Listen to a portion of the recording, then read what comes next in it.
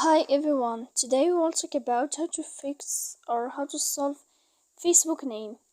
To know how to fix or how to solve Facebook name, you should just go to settings like this where we click. After that, in this page, you will go to apps, default apps, app settings. When you will see this list, you will go down to find the application of Facebook and you will enter. Then in this page, you will go to click for stop.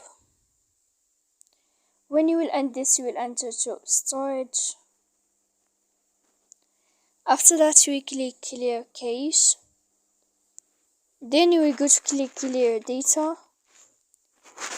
And when you will end all this stuff here, as you see, you can update your application. So please don't forget to support us by like and subscribe. See you next time in another video.